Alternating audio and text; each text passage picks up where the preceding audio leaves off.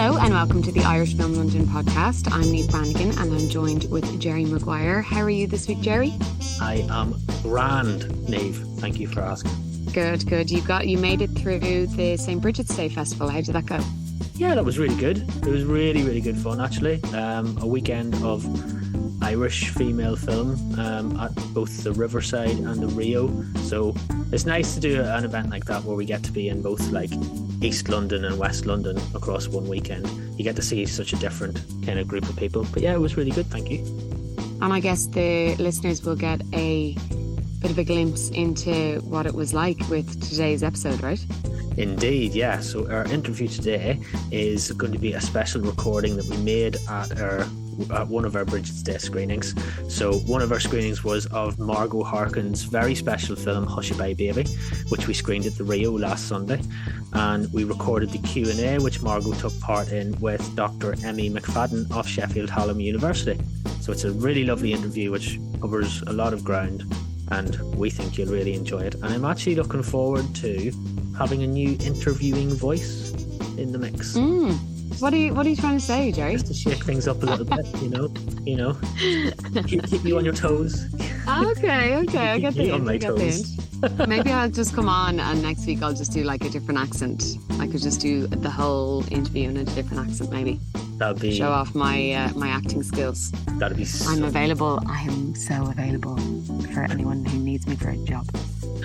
Okay, so diving into Irish film news, Screen Ireland did their kind of slate launch, their programme launch for 2023, and some really, really cool and exciting things in there. One that we've kind of briefly already talked about was John Carney's Flora and Son. There's loads of TV shows, animations, documentaries. I think I have a list here. Oh yeah, so the 2023 production slate contains 44 projects crossing a multitude of genres and target audiences. So it includes 9 feature films, 3 animation series, 8 TV dramas, 13 documentaries and 7 short films. So the industry it's alive and well. It's alive and well and kicking. That's some list, and that's just the stuff that's coming out through Screen Ireland, which obviously is like the main sort of very important national funder, but like that's a big slate, you know? Yeah, exactly. I know that actress Charlene McKenna, who stars in the new crime thriller TV series Clean Sweep, is also going to be a voice in the new animated feature film A Greyhound of a Girl, which is based on the short story from Roddy Doyle, which will premiere in Berlin Film Festival next month. And also Brendan Gleeson is a voice in that animation as well, which I think that's going to be gorgeous. Yeah, that sounds good.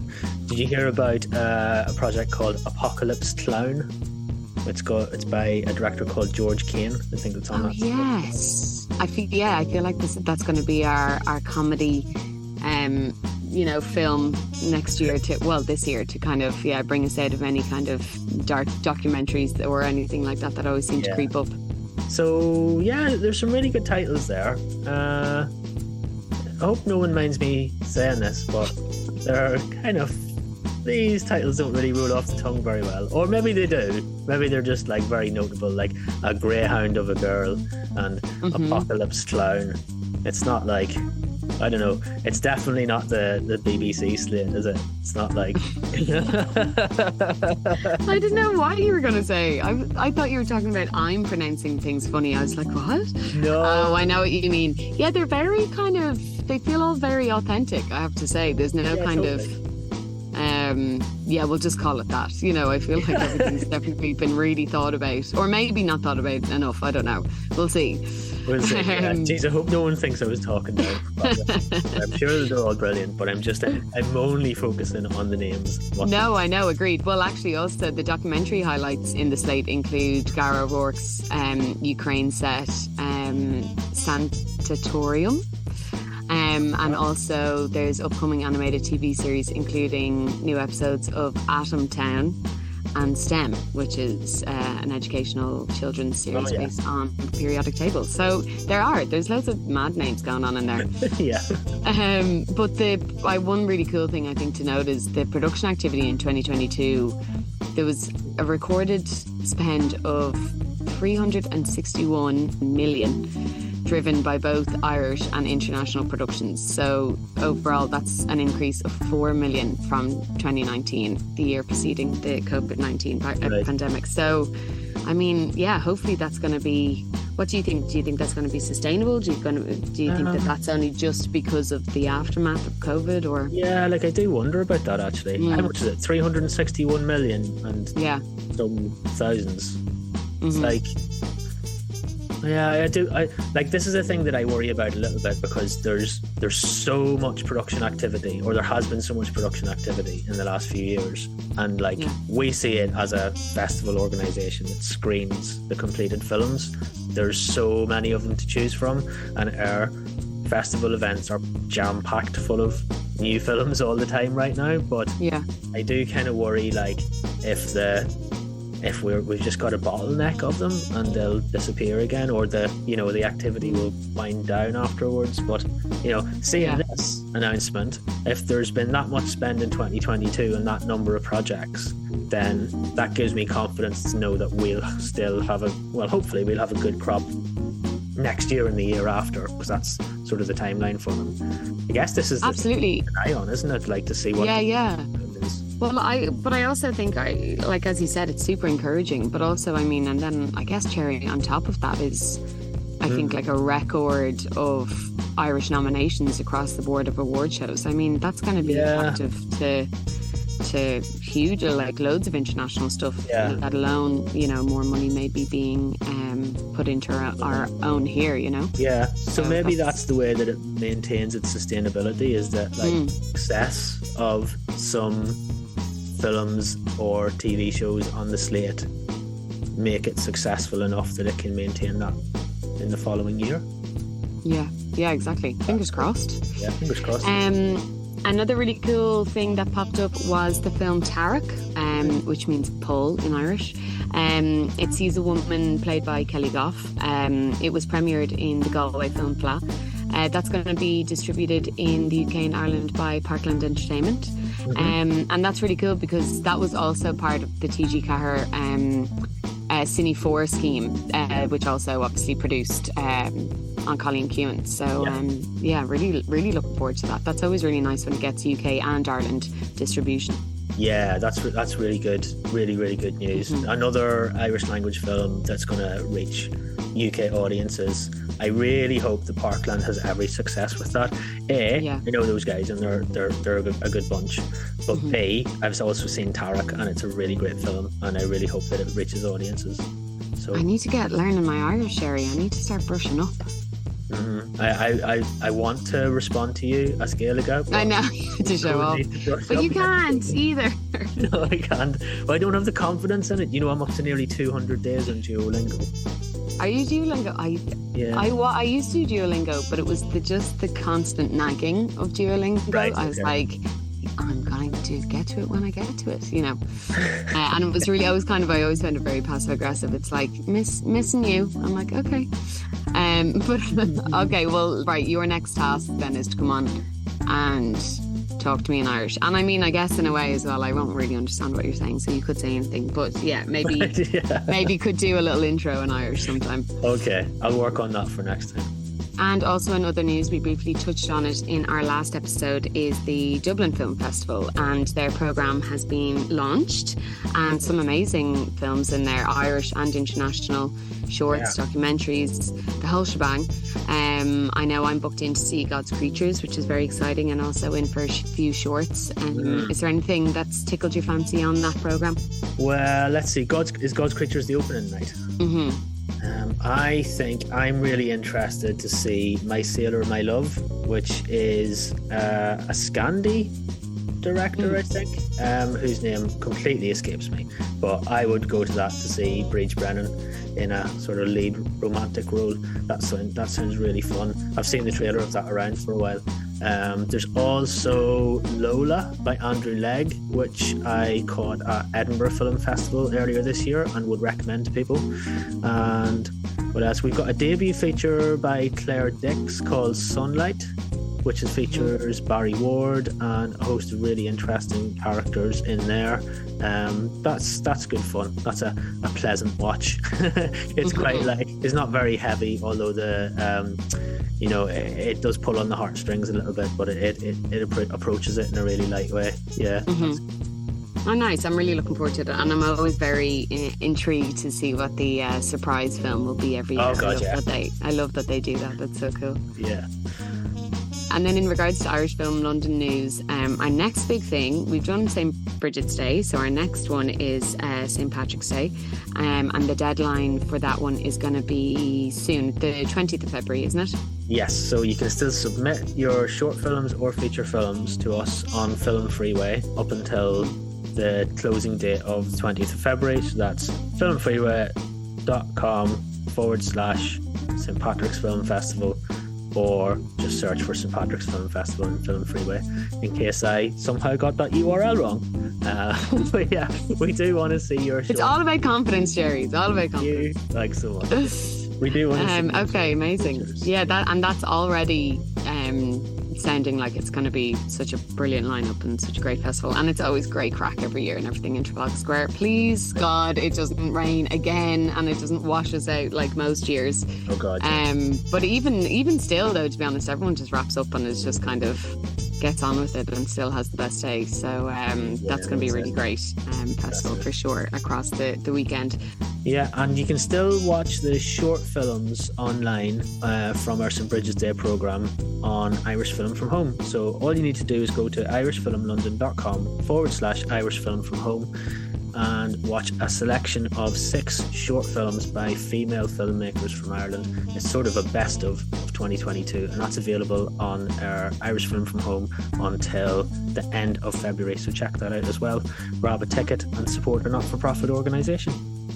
And one thing that you did with that programme, which is on YouTube, right, which I think is really cool for maybe people to watch after they've watched the shorts, is we did an interview with Madeline all about our films. Oh yeah, of course, yeah. And if you buy a ticket to watch it on Irish Film From Home, you get access to that on there as well. But yeah, that's going to go up on YouTube after the fact as well. So very, very cool. After the end of February, once the Irish Film From Home program is complete, I am going to stick that up on YouTube for people, because I think it's a really, really good chat. It's catchy. It was quite challenging because there was so many of you there. Yeah, I just kind of kept sitting back and I was just really enjoying hearing everyone else chatting about their film, and then every now and then I was like, oh yeah, I should probably take part here. Yeah. But it was really lovely. It was a really, really nice chat. But speaking of supporting non-for-profit, did you know, guys, it's super simple. Did you know that you can support IFL by simply just sharing this podcast? So share it with your friends, share it on your Instagram stories, share it on Facebook, anything like that. When someone says, what are you listening to? What podcast are you listening to at the moment? Even you just telling them that you're listening to us and hopefully that you enjoy it might encourage us to grow our audiences, which we are always looking to do. And you can use your regular old social media account to do that. And then, if you want to go a next step further, you can always become a festival friend as well. I'm going for it. You can do that on our website, and that also comes with loads of perks, especially around festival season in regards to the St Patrick's Day Festival, or then in November, and loads of little perks as well throughout those festivals as well. So definitely have a look at that and support little old Jerry and I and the Irish Film London crew. We would definitely appreciate it. Do it. But thank you so much. Thanks for chatting, and I look forward to listening to this new interviewer voice. I don't think you've got much to worry about. Okay. And I will talk to you very, very soon. Thanks, Jerry. Thanks, Dave. Bye.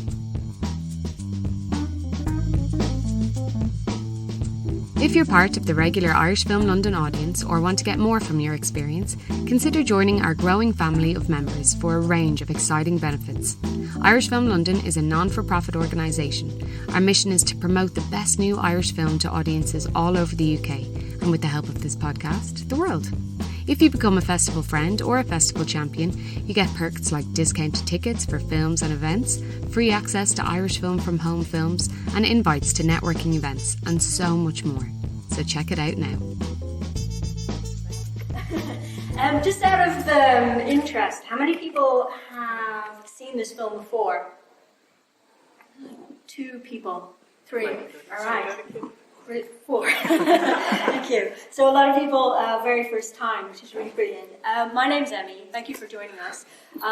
Just to say, I've watched this film many times, and I've always needed a moment after that film. So I think I'll start talking to Margo first, ask her a few questions, but really is about opening up this conversation to you, the audience. So if you have questions, or I'm a lover of comments or observations or just thoughts, anything that you want to say, we really, really welcome. So Margo, thank you for joining us. I just want to talk a little bit about your background. So you studied fine art at university, you taught art at school, and then you taught art at a community workshop for unemployed young people. You then trained as a stage designer at the Field Day Theatre Company. At what stage did you decide that film was the medium of expression for you? Yeah, first of all, I did go to university. I went to the Art College of Belfast. That time it wasn't. I didn't even get a degree. It was called a DIP-AD, but the next intake of students got the degree based on the quality of our work. So it doesn't matter to me any of this stuff, you know. And also, I Field Day didn't train me as a designer. I went to a postgraduate course in London at the Percy Harris theatre design course, which was a brilliant, brilliant course, and spent a year there and learned so much. I just want to know first for a start, who was even born in 1984 here? Oh, that's not so bad, right? Okay. Yeah, somebody probably very young, like maybe 5 or something. What brought me to film? I think it was to do with, I was working with Field Day and loved working with the actors, absolutely loved that. But I had the lowliest job, and then I was doing theatre design with them after having done that course. It was them who kind of influenced me to do that course. And the fact that Channel 4 set up in 1982 was really the big factor that led me to becoming a filmmaker, because it suddenly opened the door to all sorts of people who otherwise didn't have a chance to get into filmmaking unless you went to the Royal College or something like that. You know, I don't think the National Film School existed at that time. But Pat Murphy, who I think you had here recently, was it recently or last year? She wasn't here. She was. We walked Maeve. Yeah, well, she went to the Royal College, I think, and I'd heard about her having done this. But anyway, I didn't think of being a filmmaker for the longest time. I really didn't. It was the fact that Channel 4 set up, and three women who lived in Derry but didn't really know each other. We were kind of, people put us in touch with each other, and we said, let's go for this, let's try and do a workshop, put in a bid to Channel 4 for a workshop, because at that time they were sort of seeding new talent through this workshop movement. And basically, some of the workshops had a lot of experience. We didn't have any, but we had a strong point of view. We wanted to make films that increased the representation of women, both in front of the camera and behind the camera. We definitely had that as kind of our biggest prerequisite. But we also had a whole thing about the fact that lots of media came to Northern Ireland, and we didn't recognise ourselves in that view that generally was presented of us, because of, you know, it was filtered through the whole lens of the Troubles. And we didn't particularly agree with a lot of it. And, you know, everybody was affected by the Troubles, especially in Derry, you know, and we lived on the Bogside, most of us. So, it was kind of, I mean, I didn't set out ever to be a filmmaker. It was that kind of serendipity that happened that led us to set up the workshop, and struggle so hard to finally get funding to make that film in Mother Ireland before it. It's good that we have an idea of the age of the audience. So just to kind of get the context and the sense of the climate at the time that this film was reflecting on, and also when it was made. So as we see, it takes place in 1984, a year after 1983, when the right to life for the unborn was written into the Constitution as a result of the referendum, the first referendum in Ireland. In 1986, the pro-life movement secured a legal ban on access to information in women's clinics. In 1987, the Irish media were warned that they were liable for prosecution if information on abortion was discussed on television or on live broadcasts. Given that climate and your film, It's Made in 1990, how did you pitch this film to the film funders, and what barriers, if any, did you face when you were trying to get this film made? And it was released in 1990. I actually wrote it in 1988 and it was made in 1989. I remember so much writing that script, and Stephanie wrote some scenes as well, but I mostly wrote it myself, and I just had this little 3-year-old girl who kept trying to stop me writing it, and my husband had to keep taking her away. It was actually wasn't a very good mother at that time. But yeah, I mean, we set our workshop, probably was part of a reaction to what was going on in Ireland at the time, because 1983 was such a fraught period in Ireland. Some of you will remember it. I always compared it to, you know, what it must have been like during the Civil War in Ireland, where families were divided over, you know, what positions they should take on the politics of the time. Well, it was the same with this. I mean, people were fighting within families. You know, sometimes you daren't bring it up, or you were warned not to bring up the issue of abortion. And it was very, very militantly fought, that whole campaign, by the right to life people, by SPUC, to have the rights of the unborn child be superior to a woman, enshrined in the Constitution in 1983. It was a horrific time for people who supported, you know, rights for women. And there was a time when I felt like it was never, ever, ever going to change. I mean, the end of the repeal came very, very quickly, but way back then it just seemed so desperate. And I remember going to meetings in Dublin, and people being so frightened to go to the meetings because, or at least I was, because the people who were speaking said, be aware that there are probably SPUC members in the audience who will all look around to see who it was, you know. And it reminded me, like, of when I first went to our college in Belfast, how Bernard Devlin, like the civil rights movement, was a nascent movement at that time. And you know, you go to meetings where Bernard Devlin will welcome the special branch men at the back of the hall, you know. It was the same kind of feeling, you know, but very frightening. And I forgot the question, was it? Did you face any kind of barriers? Oh, barriers, right. No, I don't think so. I mean, Channel 4 was incredibly liberal in any case. That's got such a dirty word now, but they were very forward-thinking, very progressive is probably a better word. And I think they had more problems with our Republican politics because, you know, we all believed in a united Ireland. That was kind of another layer of our politics. But they absolutely did support a progressive attitude to what was happening to women in Ireland. So they welcomed this sort of film that was right up their street. RT didn't actually put any money into it. The fact that they wouldn't give us any attention for the longest time. But Bob Collins, who was the head of programs, so he was head of the commissioning order anyway. He also was a very progressive man. But they didn't have any money, and we tortured him basically. I mean, he just wouldn't reply to emails or phone calls. So we went down one day very early in the morning, rose, I don't know, at stupid o'clock in the morning, and drove down to Dublin and sat in the foyer of RT and said we weren't going to wait till he met us. And he did meet us. Maybe think about it, the cheek, I don't know that I'd do that now. And he, just a whole camera of us came into the room, actually the whole workshop.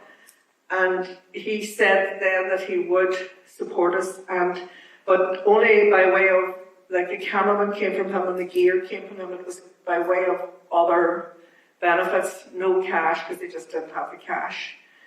And the Arts Council put the princely sum of £5,000 and got a credit for that. So those were the two. Oh no, the British Screen. It was Simon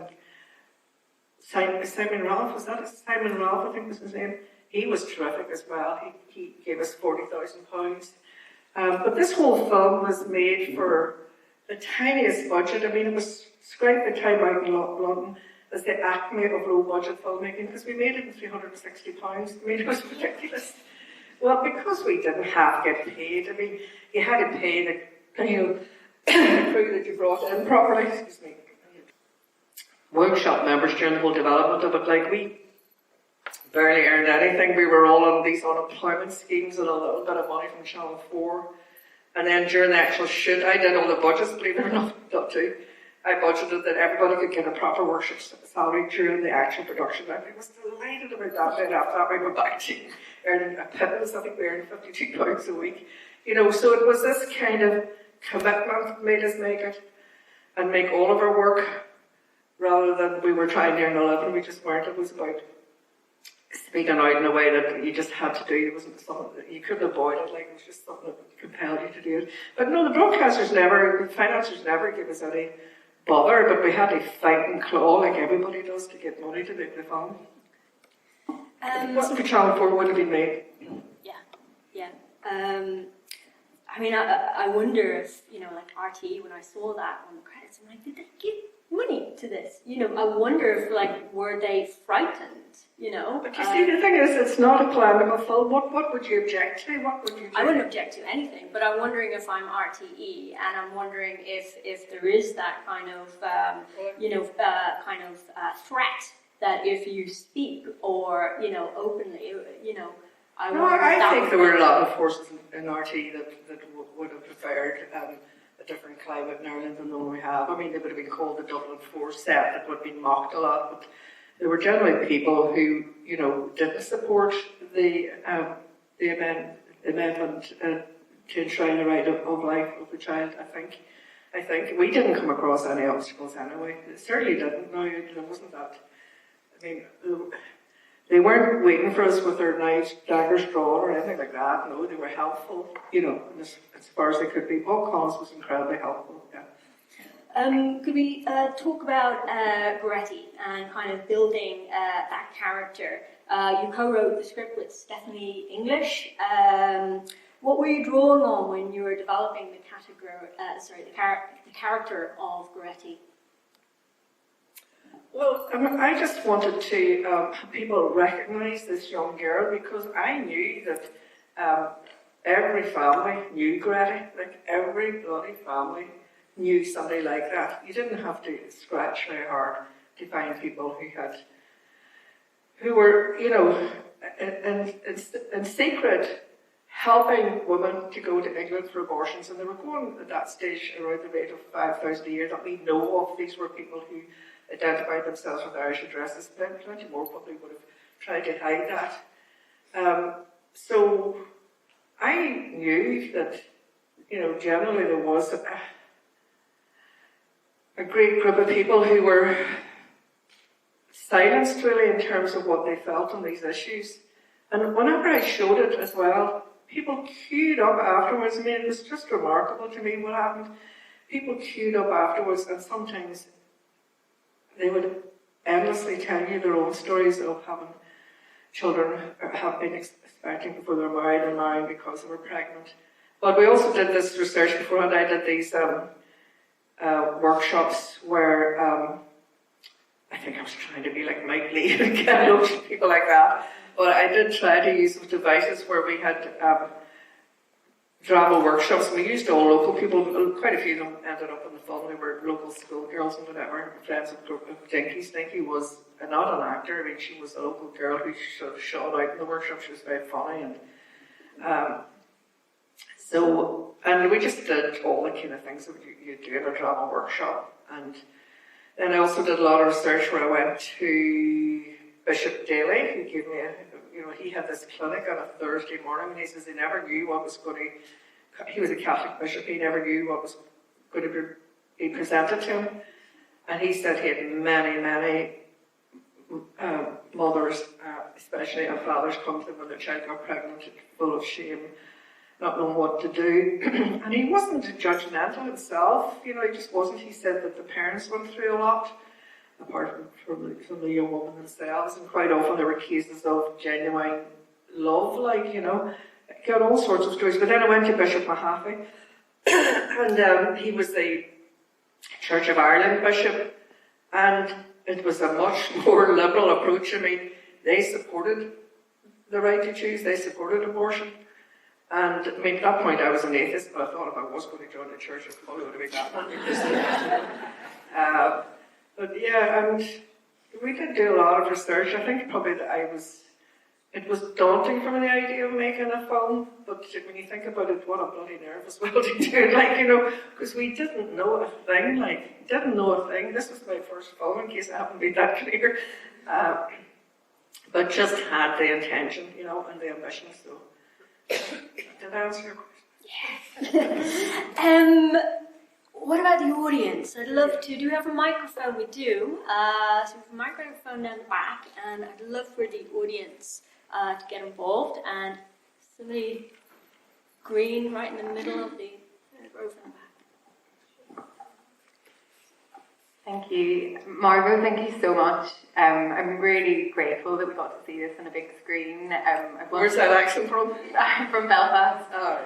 I'm you know, what a treat to watch this. And it's just wonderful and so complicated. There's so many layers, and I could ask a million questions. But I suppose what I always think about it, like being a woman from the north living here in London, where, you know, you talked a bit about the context of what was happening on the island of Ireland, but my question is about the very particular situation in the north.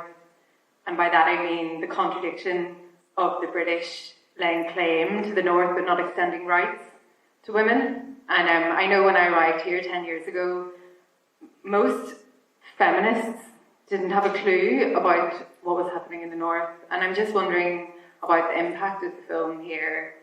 And, you know, did it bring about any campaigning? I know that there were people who were doing work here, but really just not in a significant way, not like we've seen in the past 10 years.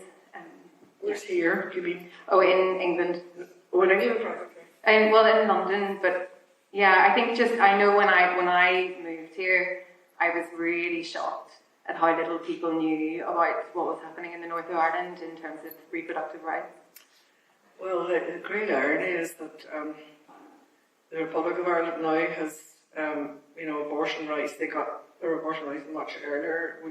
Always the North was supposed to be more progressive because it was part of Britain, but in fact, Northern Ireland is this anomaly between the two islands, and that it's only now, after endless, I mean, it was passed through Parliament several years ago now, pre-COVID, I know that, because I remember us all having a night of celebration on San Dino's Bar and Dairy.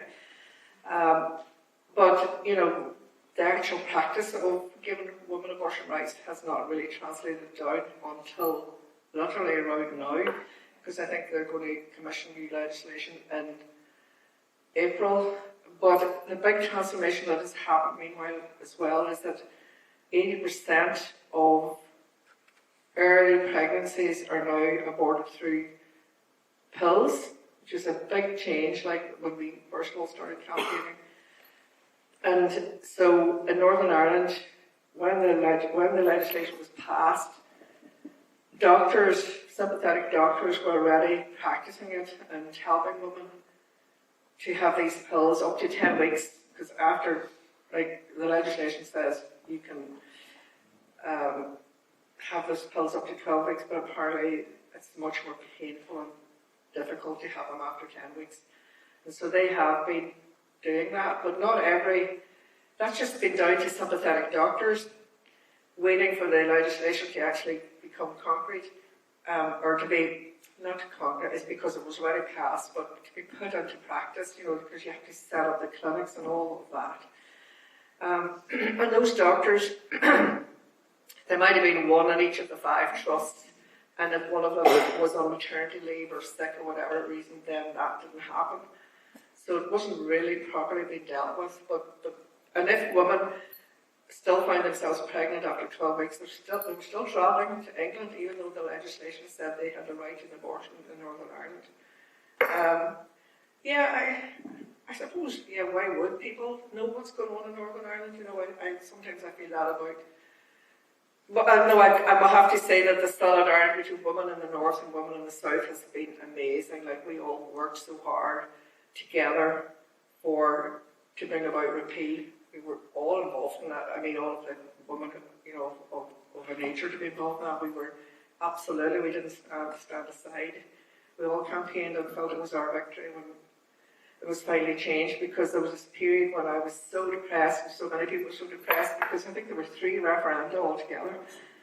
And 1992, different things happened, and then we had the X case. I mean, it would take you so long to tell these stories. Do any of you know what the X case is? Yeah.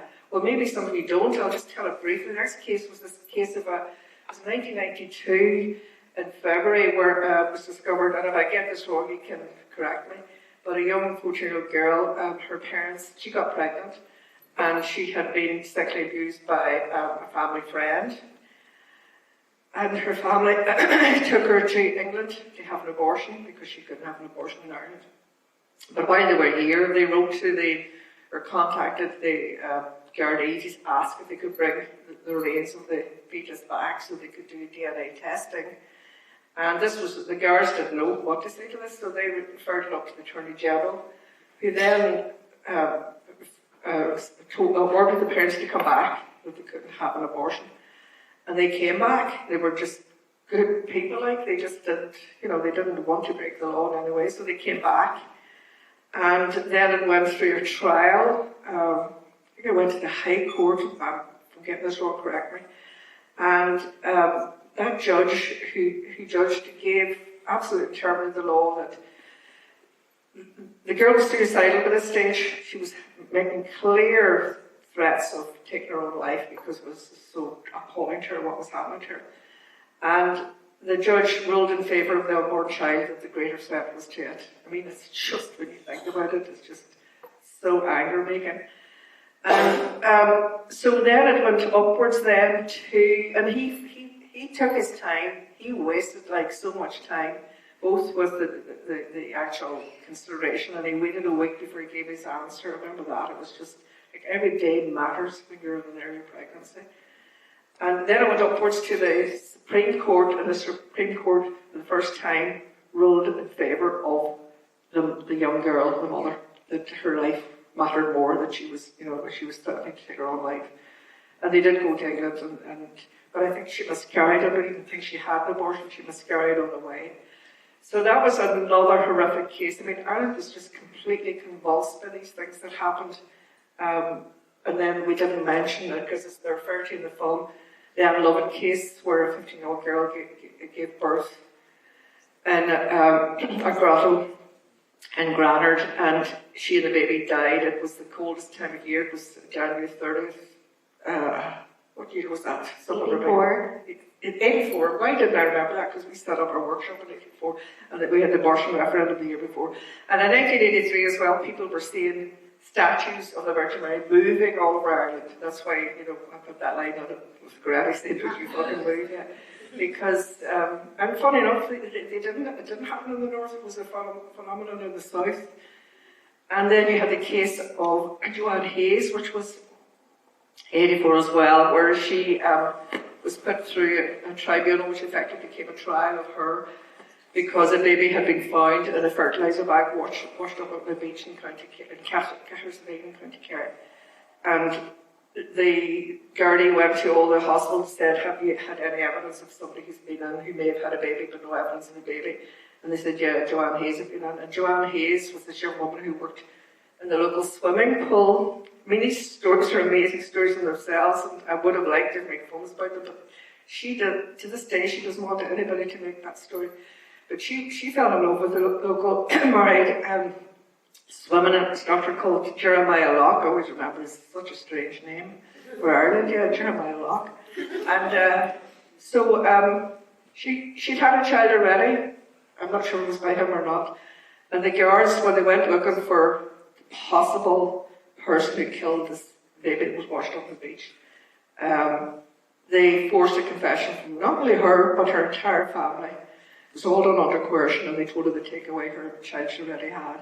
So it became a huge cause célèbre as well for the women's movement in Ireland. It kind of coalesced that movement so much, that case and that Lovett case. And that is one of the good things I take out of it, is the incredible solidarity that grew among men and women. particularly grew a women's movement in Ireland on account of those cases.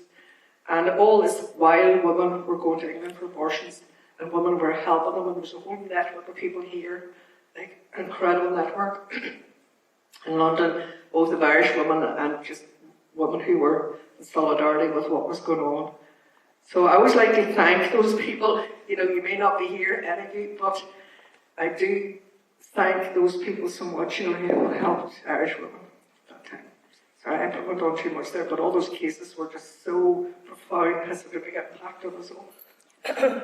And there is that wonderful shot where Granny is standing, you know, in the foreground, and in the background you have "You are now entering Free Dairy," and it's like free for who? Free for women? Yeah, that was shot deliberately at that Free Dairy corner, and I had put lots of people with prams and babies into it as well. Wonderful. More questions or comments from the audience? I probably didn't answer your question at all. Terrible for rambling on.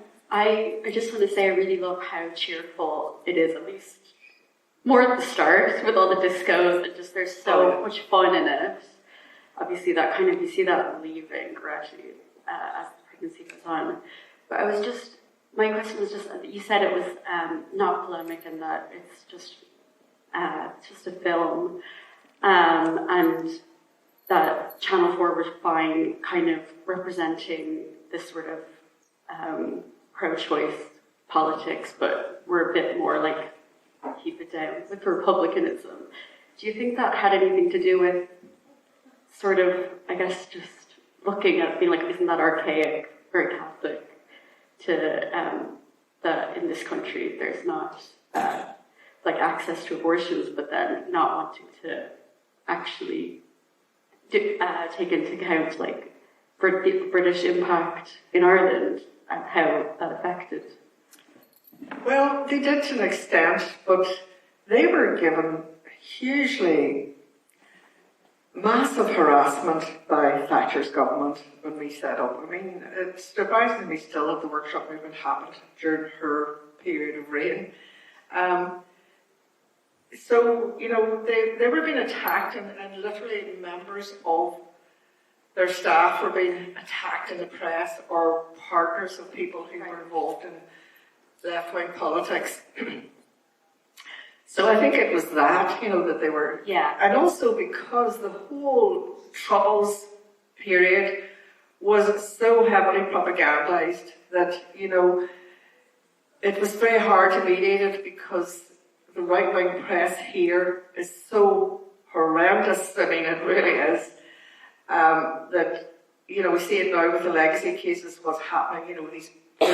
The man who shot Aidan McInnesby has kind of got off with a manslaughter sentence that will not never be enacted, you know.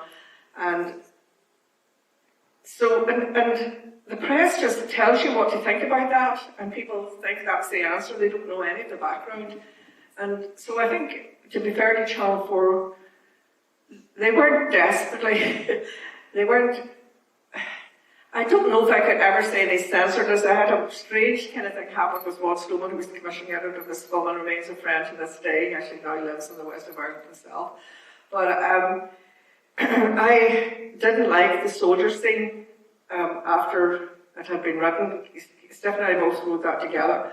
And it was funny, like, and it was meant to be funny, but when I looked at it, I thought, oh my God, this is far too sympathetic to a British soldier.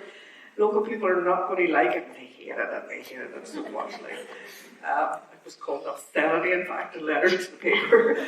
But it was kind of based on a story that we'd heard that where one of the people who was a friend of our community of filmmakers lived in the high flats, which is the Russell Flats, which is where Bloody Sunday happened in the Bogside in Derry.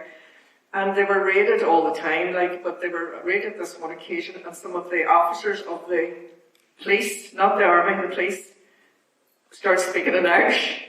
And they were so full of this the next day. Folks, come on, I'm speaking in Irish.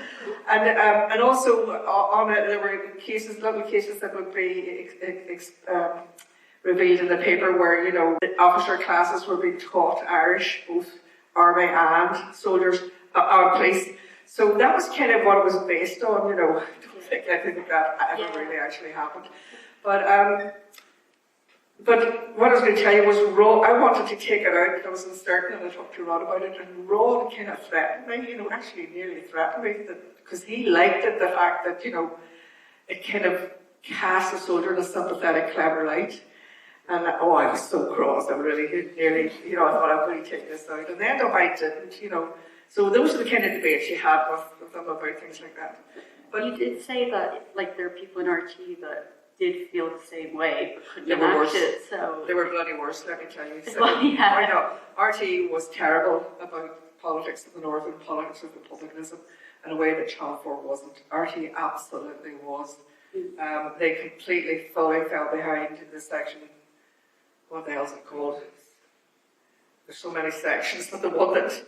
Does anyone remember the censorship legislation section? Section 32 or something? They absolutely weighed it behind that big time and couldn't wait to practice it, like, and other people in the North did as well. But no, Channel 4 were always a progressive force for us, you know. Like, if they didn't exist, none of this work would have happened. And like, I made the argument to them, like, what do they want people to do? Like, if they're going to stop people expressing themselves, of course they're going to turn to paramilitarism. You know, of course they're going to move in that particular direction. And, I could tell you more stories about that, but I doubt if we have time now, you know, really, I could tell you so many stories. And they listened. You could have those discussions with them. You could have rational discussions, and they would listen, you know. So I have a lot of time for Channel 4 from that period, you know, really a lot. I like the reference to Mother Ireland in the film as well. Was that it playing? Oh, yes, we did that. That was pure delight doing that because it was banned. And but we had the family viewing. You know, we saw the end credits as if they just watched it on TV. So it was pure badness, of course. Get it in there, circumvent the censorship. Sorry? Part of Channel 4 like that. Oh, they thought it was funny. No, I have to keep emphasizing Channel 4 were so good, they really were. You know, I have a lot of time for them. Just grabbing the eye of Irish Film London. Do we have time for one more audience question? Yeah, we do. So another question from the audience. Yes, thank you. Thank you. First of all, it's great that the film's been shown. I've been wanting to see it for years. Never had the opportunity, so I'm just delighted. And it's great. Disappointed? No, delighted. It's a great film. I'm glad you made it, and I'm glad you're here today. How did Sinead O'Connor come to be involved? Oh yeah, that was a funny story, all right. We had, one of our workshop members, Jim Curran, was mad about music. He was in a band called Fear of God. They used to practice down outside, you know, in the basement of our workshop, really.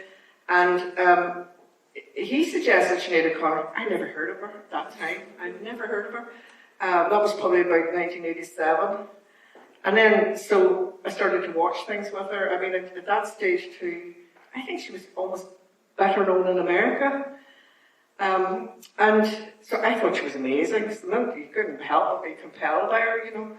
And so we got a contact for her manager, who was Faulkner Kelly at that time. And she was going over to do, I think she was going to perform at the Emmys in LA. Is that what the Emmys are? I don't think I told myself now. Yeah, yeah. And she went on stage and what was the song she performed? Which one? Mandinka, possibly? Yeah, Mandinka. Yes, she did. And she was incredible. She was wearing this little baby grow, which was her son Jake's baby grow. She was 18 years old. Anyway, we got a contact for Faulkner and asked if she did do the music. It was the music we were interested in.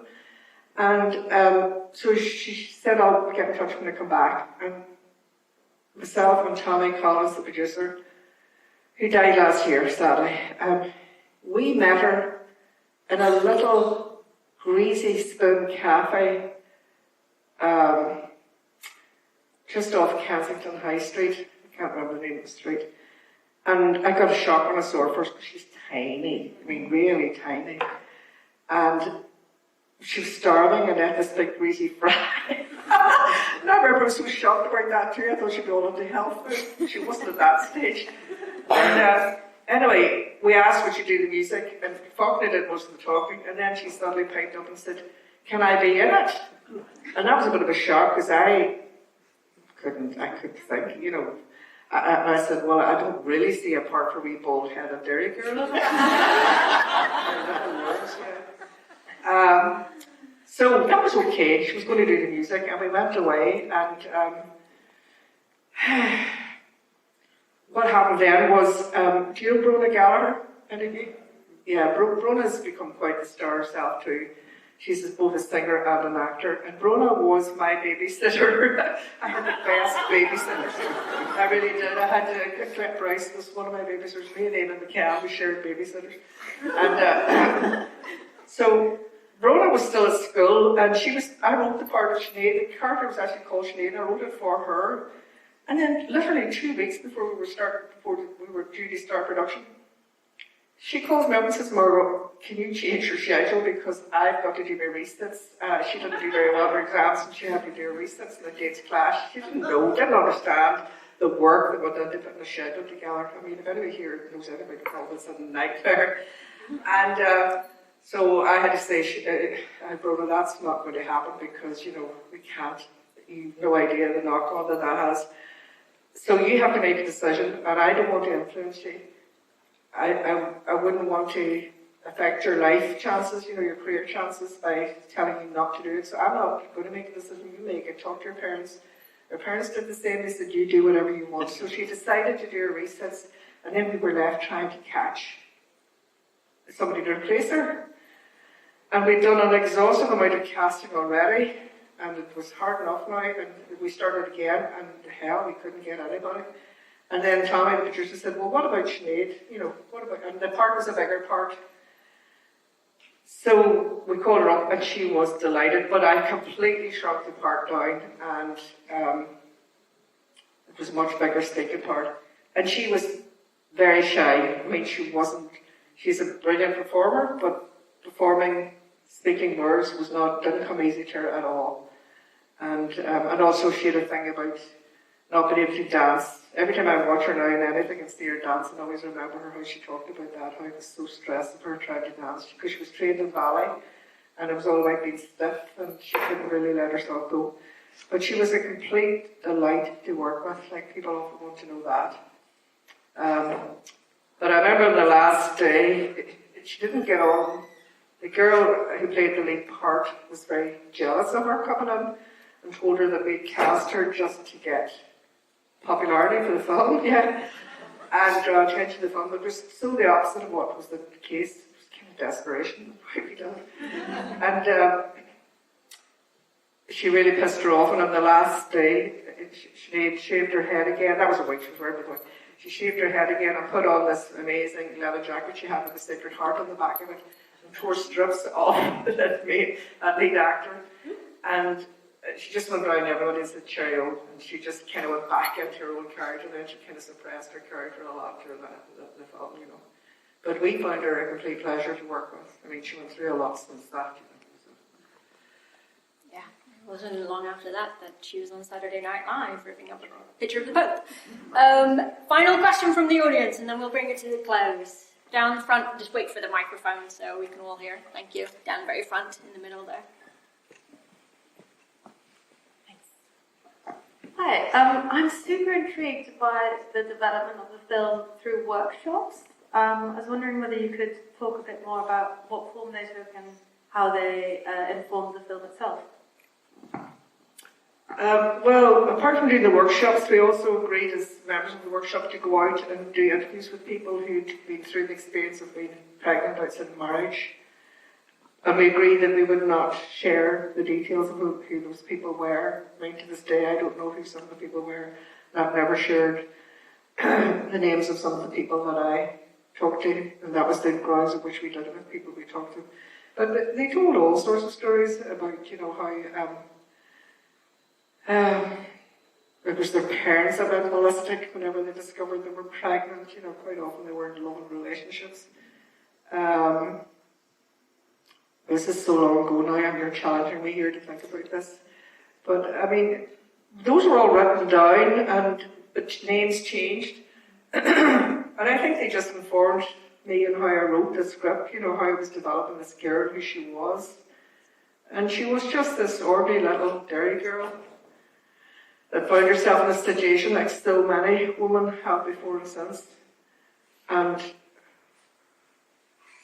the isolation that they felt, you know, and the lack of support from people, and the fact that they couldn't talk to people.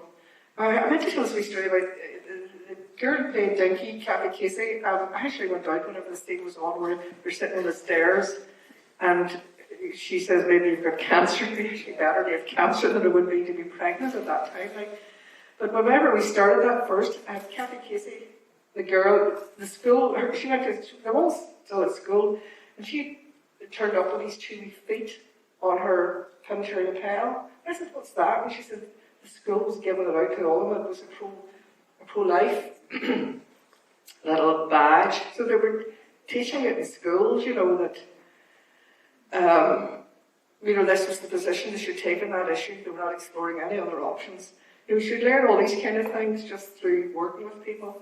And I made her take it off. Of course, I was so horrified that she'd wear a badge like that. It probably might have been real if kept it on, more real if kept it on. But, so, yeah, you're just listening to people. You're picking up dialogue, listening to the way they talk, listening to the jokes. We get a lot of jokes out of those workshops.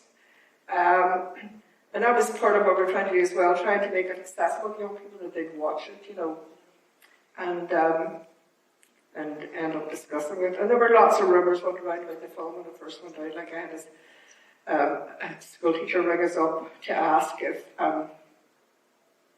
the film was based on a particular girl in their school, because that rumour went around that it was, and of course it wasn't. It was a big fictitious uniform that we made up. We did use a girl, a schoolgirl who was pregnant, and sat and talked to her a long time about what we were doing and how, you know, how she would be portrayed in the film and what it was for, you know, and she was completely happy to do it. Like, for example, that scene where Greta is sitting down and when she pulls up her shirt, she's actually pregnant. I mean, we switched to the real girl. So there's so many personal connections through that film. Like, to this day, and I don't see it very often, but when I look at it, whenever they come out of the church, for example, after lighting the candles, like one of the women who's standing at the door is Peggy McGuinness, who was Martin McGuinness's mother, she's long dead. Just so many personal kind of connections through it. And by time I could tell you all of them. But yeah, it was about listening, getting a feel for what their lives were like, you know, ordinarily. And then these private stories then of what happened to people, you know, how their parents reacted, what they decided to do, you know. So does that answer you? Yeah, it's also really interesting. I'm working on a documentary about abortion, and a really sad thing is you mentioned kind of the isolation, and even though a lot of the people I'm speaking to had their abortions in completely legal circumstances, they constantly mention that kind of sense of loneliness and isolation as well. We have a campaign in Ireland at the minute called Abortion's Not a Dirty Word, because there was a time when you couldn't say abortion. Yeah. So a dirty spelled D-E-R-T-Y, like, you know, trying to kind of bring a bit of humour into it as well. Yeah, I mean, it should be the case that we can talk about abortion. And it's strange how that Ireland is right at the forefront of change, and America's gone right back, you know, horrifically. Margo, I mean, I love this film opens with really strong female friendship, and you see, unfortunately, Greta just being a little bit isolated from her friends. Dinky stays with her. Margo, as a filmmaker, you were connecting with women who were isolated, and you were making sure their stories were being heard. You made this film, and I think I would categorize it as activist cinema. You were listening to people, you were shining a light on them when other people wouldn't. When RTE said £5,000, that's it. No. It was the Arts Council of Ireland gave £5,000. Oh, right. RTE gave public the But you, and I just want to thank you. You thanked the women earlier. We want to thank you for, you know, it's 18 years since that film was released that repealed the 8. happened, and access to abortion is legal in Ireland, and that film is part of the impact. So thank you very much, and thank you for joining us.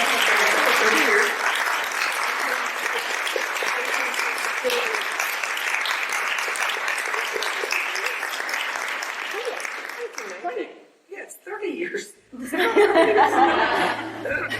It's a long time ago. I'm very old now. All right, thank you so much for coming, all of you. Really appreciate you.